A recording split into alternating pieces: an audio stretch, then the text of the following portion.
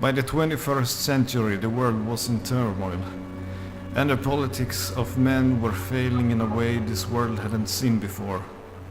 The time had come to ensure our future wealth and well-being of our families. In time of crisis, people always look for safety, but safety is always a gamble. The way I see it, you either hold your hand and wait for something good to come, or you play the cards that you were given. The hand that was dealt was information. You see, we knew of this company providing preservation compounds for government officials and other people deemed more important to save than the rest of humanity. Obviously, we wanted to acquire one of these for ourselves, but at the time the price was too steep.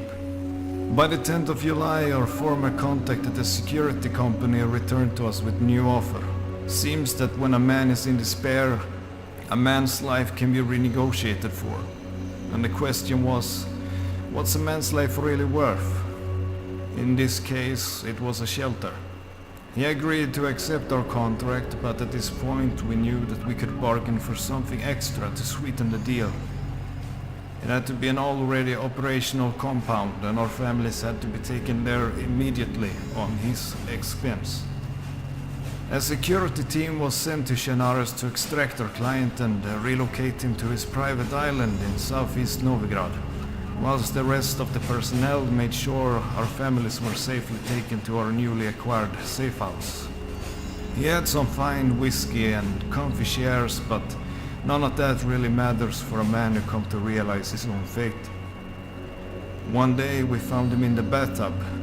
Cut wrists, empty bottles, that whole deal. Our contract was over.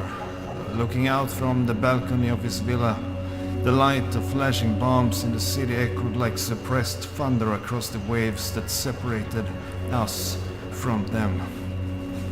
It was time to go. The supplies were running low and we were ready to pull out of this country. The compound would not sustain itself forever, so we made contact with the security team at the bunker to ascertain what supplies were critical to acquire for its longevity. Chernarus was ripe for the taking, and our team gathered up whatever supplies they came across into the abandoned cargo containers scattered on the littered shores.